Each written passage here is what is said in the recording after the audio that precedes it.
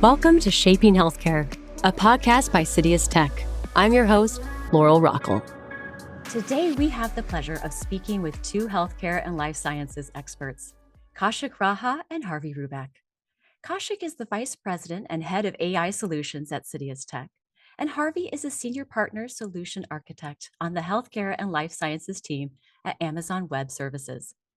Together, they'll provide us with valuable insights on generative AI's impact on healthcare, its key challenges and future advancements, along with strategies for its effective adoption. Kaushik and Harvey, welcome to the show. Thanks, Laurel. It's great to be here with you and Harvey. Yes, I look forward to talking with both of you today. I look forward to talking with you as well. I'm very excited to have you on the show as we're talking about generative AI and its use in healthcare and as this field is ever evolving. So, Harvey, I think we should probably just start with some definitions and the fundamental strengths of generative AI. What are those strengths that uniquely position it to enhance healthcare? So to understand and talk about generative AI relative to healthcare or any other use case or industry, we should start with talking about what is different between generative AI technology and traditional AI technology and what their uses are.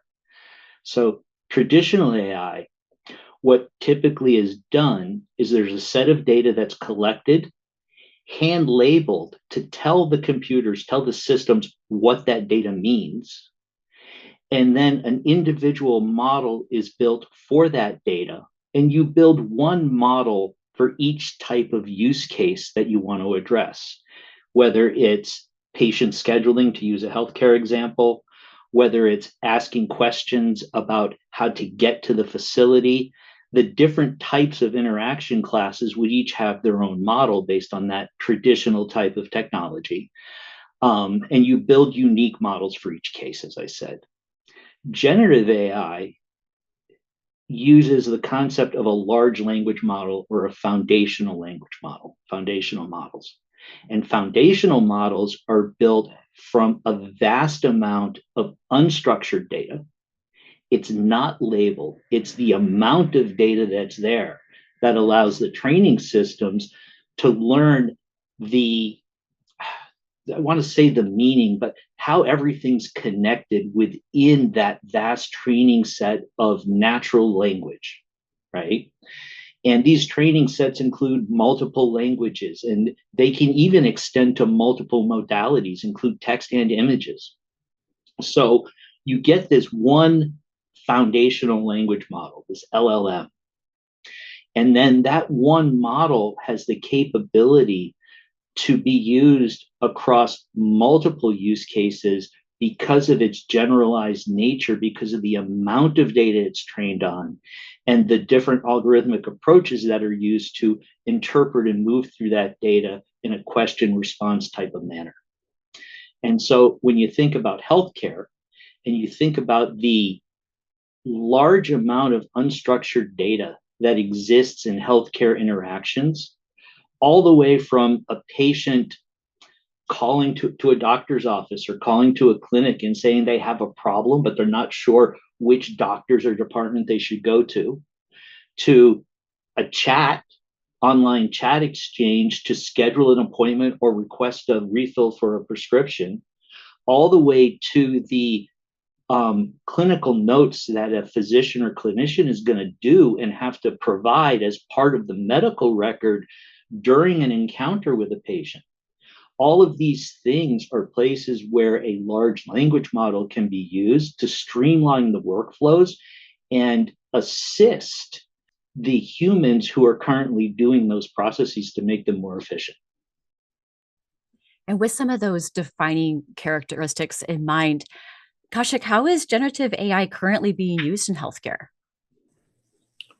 Yeah, that's a great question. And just to emphasize on a couple of things that Harvey said, I almost sometimes feel that generative AI is a little bit of a misnomer because what we're really talking about is AI with foundation models. And Harvey sort of really nicely explained how AI with foundation models is different from AI with traditional models. So in AI with foundation models, you are essentially using a model that has been already trained, and you're using it for different use cases. In this case, it's the healthcare scenario.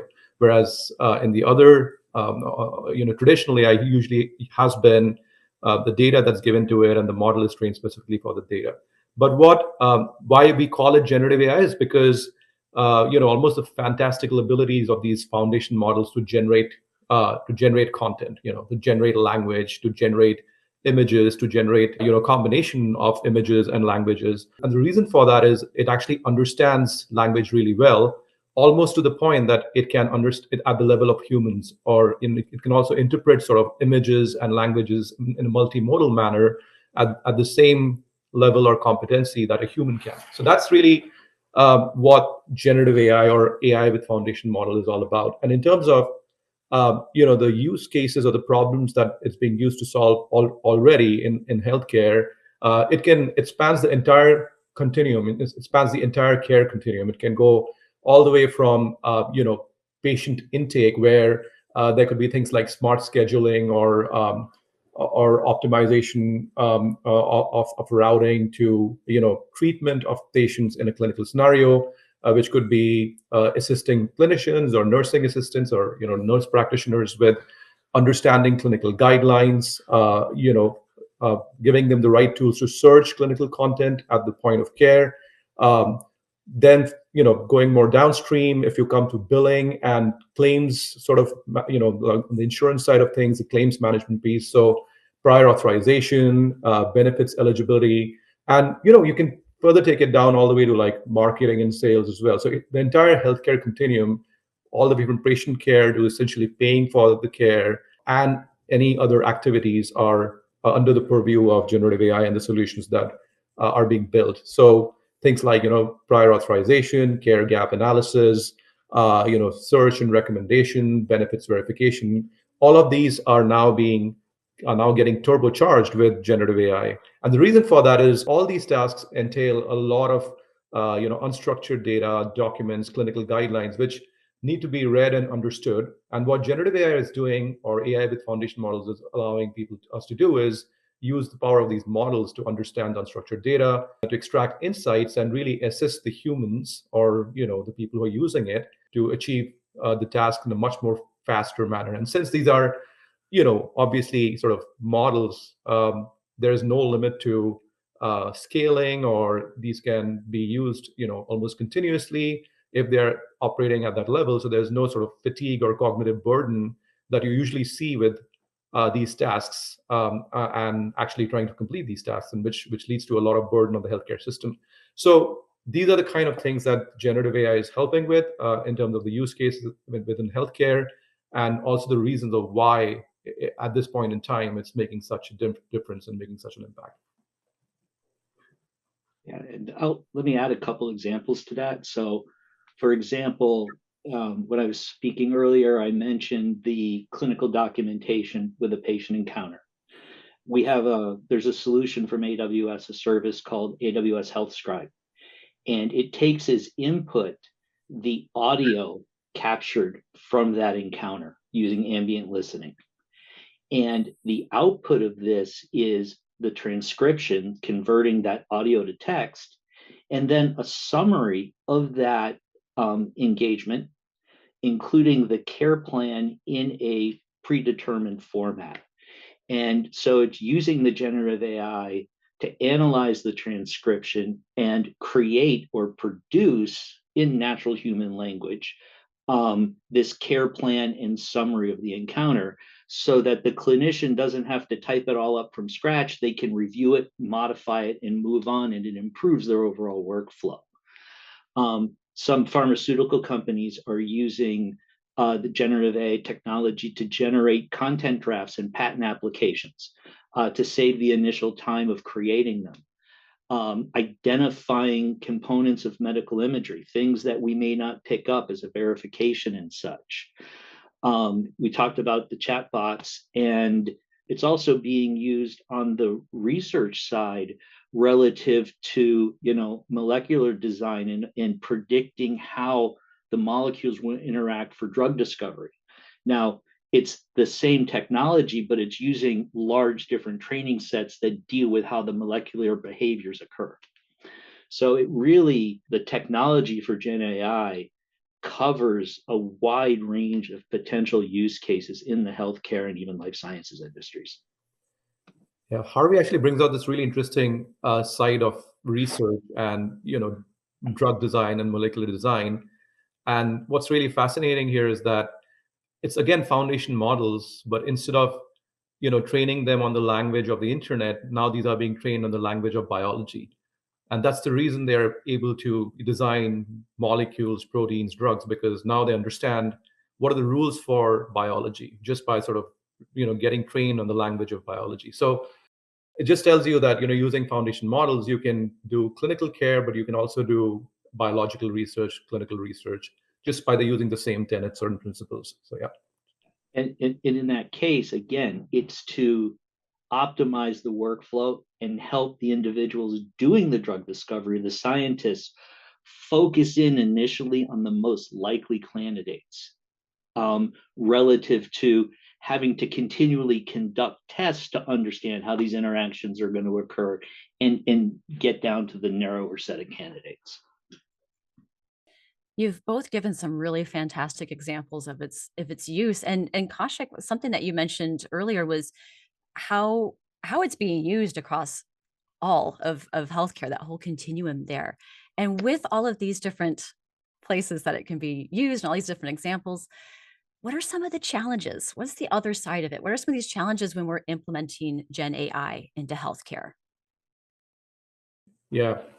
So, one of the biggest challenges is how to correctly use the technology. And with any new technology, that's the case, but more so with generative AI because it's extremely fast moving field. And we are sort of getting into this virtuous cycle where the technology keeps improving, but on the aspect of how to use it in a real life situation, that actually is a disadvantage because you cannot keep track of how fast the technology is evolving, and it's becoming better and better. So the solutions that you're building almost are sort of outdated very soon, and they have to be rejiggered or refactored or whatever it might be. So that's one of the things, that the space of innovation, that's hard to keep up with. The other challenge is that these are like the paradigm of generative AI that we just discussed. These are foundation models. They're trained to understand language, and now we are asking them to do all sorts of other things. And sometimes they don't have context for what the task might be, and especially in the case of healthcare, the context is king. Context becomes extremely important.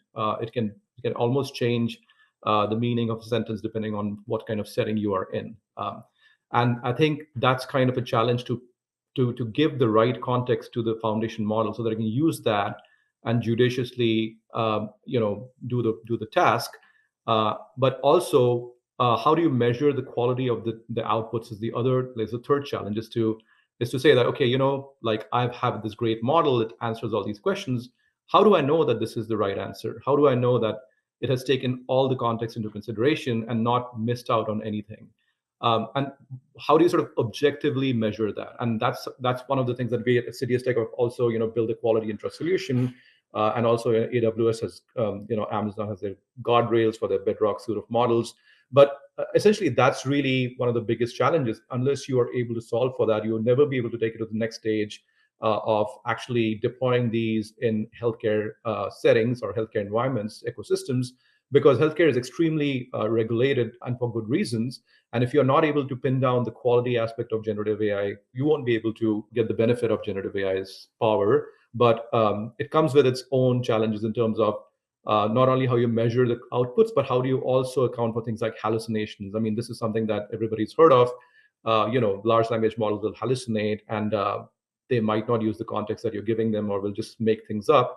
So how do you sort of put enough guardrails and around that so that you're making sure that that doesn't happen or that is minimized? So that's again like an unsolved problem, but there's a lot of advancements that have been made, but it's one of the challenges. And last but not the least, scaling these to production and making sure that they're performant in a production setting is also very important. And that's where our partners like Amazon and AWS solutions are so helpful because they are sort of built for scale.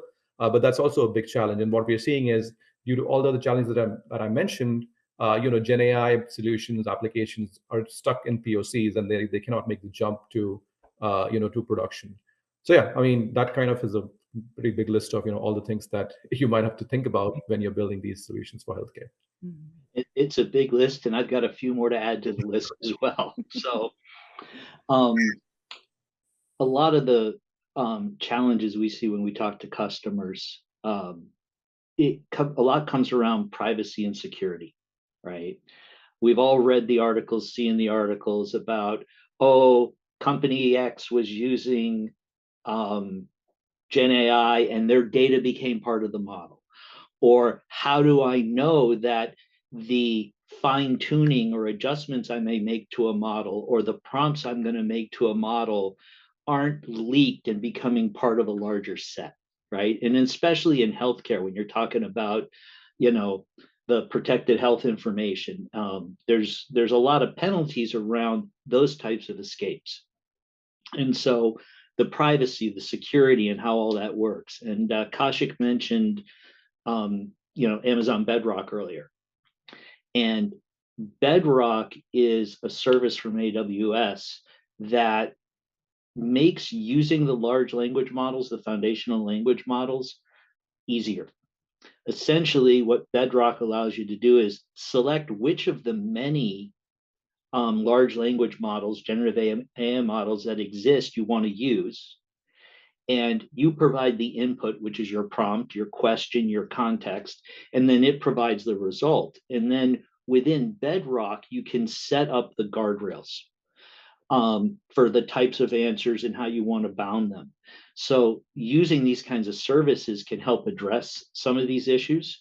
Bedrock also ensures that none of your data that you're using within your account can leak into the main part of the data, the training models or anything like that, because within AWS, your data is your data, and AWS is not going to reuse it. And again, this gets into your privacy and security, which is critical for healthcare. And the other thing there around context, there's techniques called knowledge bases or retrieval-augmented lookup, which allows you, when you create your solution, to provide a set of documents that the large language models, in conjunction with Bedrock and the technology that ties them all together, to use.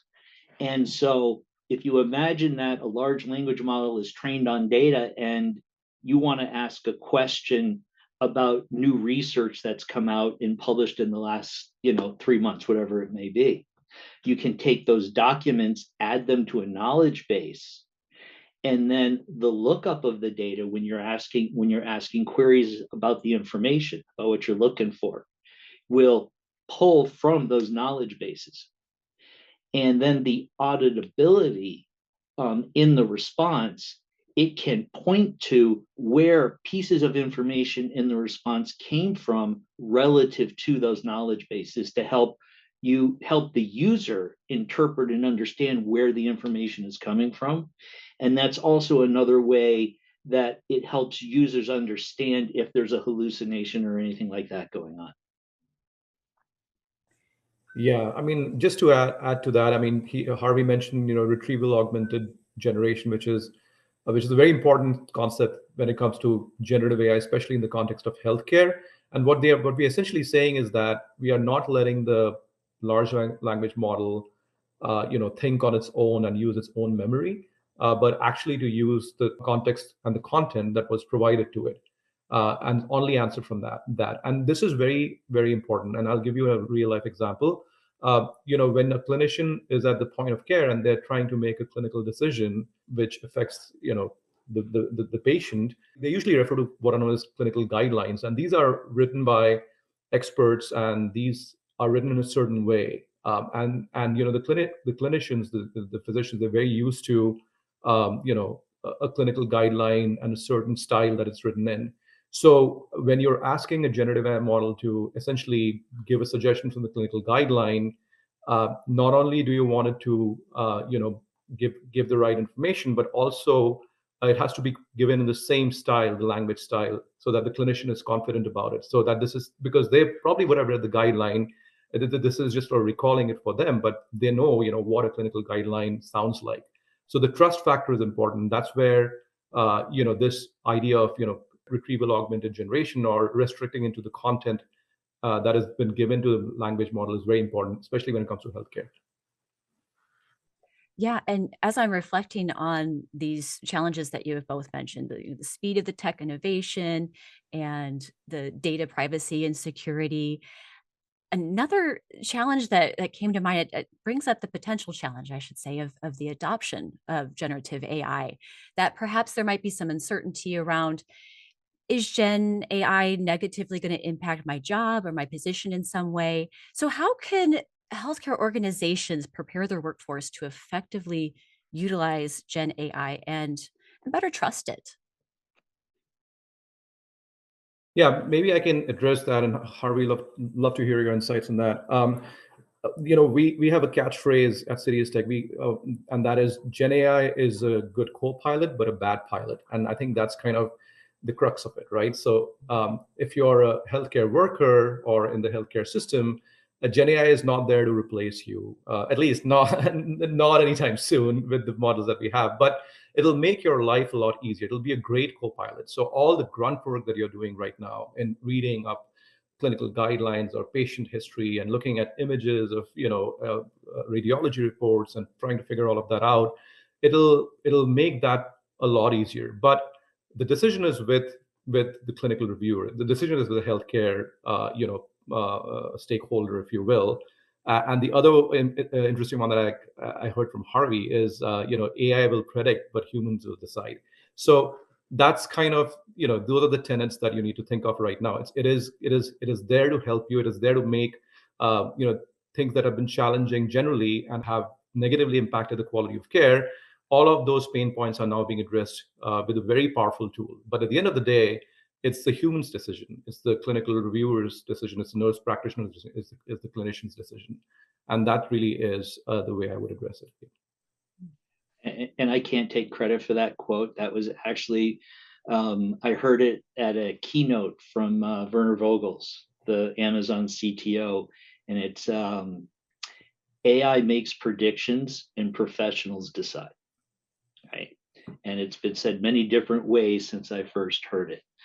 And that concept is critical. And if you consider how people work and have worked, it fits in well with the existing workflows, right? And how people interact. And, we talked about the challenges for adoption and training the workforce and stuff.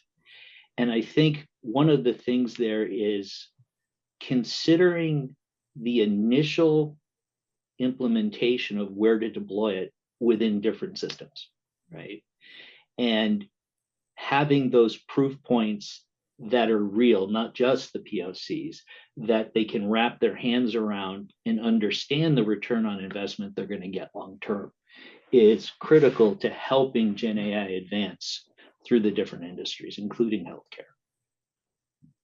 Right? And then training wise, when you consider human computer interactions today, it's often the human learning how the computer wants them to work, what menus to click, where to click, what are the hotkeys, all those different kinds of things, to take it to an extreme. With generative AI, humans can now work more naturally, using natural conversation, asking a question in their normal language and terms. And so from a training perspective, it's changing that pattern to get people to interact and think differently about how they use their computing platforms, how they use their applications, that no longer do they have to click through 10 different menus to find what they're looking for. They can just type a question, or maybe it's a visual tool that's showing them graphs. And instead of having to create the graphs, they can say, show me a graph that shows the number of appointment cancellations over the last 30 days. And that can turn, using Gen AI to understand what that is, and using Gen AI to generate in the background the description of the charts that get generated on the screen automatically. Because Gen AI isn't just for, it does natural language, but it can also understand coding and coding language as well, and produce that along the way. So getting people to think and understand how they interact with the system, and then how they look at the result. We talked about, professionals decide. How does a professional look at that result and take it forward to the next step? If they approve of it, modify it, and those types of things. It sounds a lot like creating a lot more efficiency and therefore productivity for those in healthcare. And I really appreciate that analogy of, or the example of, is a good co-pilot but not a good pilot, and being able to have a partner there in their job and an assistant. Yeah. And Well, I would just make one more point. sure. On the technology side of things as well, I think that analogy really holds well, the being a good co-pilot. And that's actually what some of these tools are called. They're called coding assistants or coding co-pilots, where what it's allowing you to do is it accelerates the software development lifecycle just by being a really great co-pilot, and allowing you to do things which were pretty tedious, if you will, like in software development for software testing and writing unit tests or refactoring. And what it's doing is it's accelerating that as well. And so now healthcare is technology is a big piece of healthcare, and it's going to it's going to be like that forever, if you will. And what it's doing is also sort of helping on that side to build these technology components faster. And I'd be remiss if I didn't add, Amazon Q for Business, Amazon Q Developer for doing those things, right? Q for Business, I've been using it internally within AWS to ask questions about processes, procedures, without having to crawl through the internal websites to find that information. Q Developer, I have integrated into my development platform when I'm writing code. I can write a comment and it'll produce the subsection of code, understanding the context of what I've already written, putting in the appropriate variables and such. Not doing the work for me, but accelerating the work, because I still have to look at it and make sure it's right and it fits in and is doing what I really expect it to do. Yeah, allows you to do what you do best. It makes some of that busy work, and it speeds that up a little bit for you, but it allows everyone that is using those tools across the whole ecosystem being able to. It helps us as individuals be more efficient and optimize our work. Yes, absolutely. And Kaushik, you were mentioning a little bit about the future, and we have been speaking throughout our conversation together today about the speed and how much technology is always innovating and always evolving. So I would like to look ahead to the future. What are some of these future trends and advancements in Gen AI, and how do you see them in healthcare? Harvey, I'd like to start with you. So from a technology perspective, there's a lot of conversation now around Agentic AI, which is adding agents that can take actions and retrieve information or take some action as part of this conversation with a generative AI model. So for example, the model's trained on a fixed set of data. It's not going to know anything else. It's not going to know anything current. So if I was to create a prompt and ask, what appointments are available next week with my primary care physician, right? Agents that plug into the workflow and infrastructure for working with Gen AI under, for example, Bedrock, as we were talking about before, the interpretation of that information, and knowing that to get my current provider, there is an agent that the processing the workflow can call out to get that and plug it in, and then use that name of that provider to get the current schedule for next week based on today's date, in order to provide a specific list coming back. So the introduction of these agents, this agentic approach to create real-time information in the interactions, is going to expand the usability of it, of the modeling and the interactions that can be created.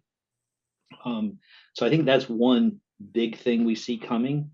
And then the other things are in this concept of model distillation and using multiple models to address individual use cases. So for example, you can take a large model that you have today and use it to create a targeted model that could be used for a variety of things, like, for example, verifying different types of requests. And so these smaller models can be used in conjunction with the larger models to make the results more precise, and then also as a way to verify and check even for hallucinations going forward. Right? And I think, Kaushik, you have a few things on that as well. Yeah, no, I think those are great. I mean, I think agentic AI is definitely the near future. I think Harvey mentioned all the important points on that one. I would maybe add that I think cost of building foundation models is going to drastically keep reducing, and we are almost on this exponential trajectory of improved quality and performance and those kind of things. When I look at the future, I think it'll be commoditized. But what we would be moving more towards is more and more sort of powerful AI. And if you really want to project this out with agents and with generative AI, you can start to see a place where these systems are really starting to autonomously do most of the tasks, and it's no longer a co-pilot. It's actually a pretty good pilot as well. So at that point in time, I think it'll be important to realize how it'll be able to figure out how do you use such powerful models, and what would be the guardrails, and how do you make sure that it doesn't go off the rails, so to speak. So yeah, I mean, evolving time into a trusted partner. Right, exactly, and that's actually a very good point. So from a co-pilot will become a trusted partner, but the trusted is the key word here, and we have to, as humans, have to really figure out how to bring that trust in these extremely powerful systems that are going to become cheap and exponentially better in the future. So yeah. You also mentioned cost, and I skipped over that before, but one of the things that's helping to drive down the cost of the usage of Gen AI and the inferences, or the asking of the questions and the prompting, is that the hardware being created today and the new chips are being optimized for those tasks. Yep. And as the hardware becomes more optimized and evolves over time, that's going to help drive down the cost of doing those inferences. And there's other sets of hardware that are being created for reducing the cost of the training as well. That's right. Yep. Yeah, and like I said, it's a virtuous cycle where a lot of the training will actually be done by these Gen AI models. And so then you can imagine the scale or the speed of development when when so much of it is happening at scale and at speed. So yeah, I mean, sky is the limit, but like trusted partner is what I would anchor on and say that is really imperative for us, as to make sure that we engender that trust into these systems. So. Yeah, absolutely. And everything's in a very exciting place right now. Everything's moving very quickly. There are a lot of projects and solutions that are in place that are ever evolving, and yeah, allowing Gen AI to become a trusted partner both now and especially in the future as it grows. Gentlemen, it's been such a pleasure to have you on the show today and be able to talk with you about generative AI. Thank you so much for joining me. Thank you for having us. Thanks for having us, Laurel. My pleasure.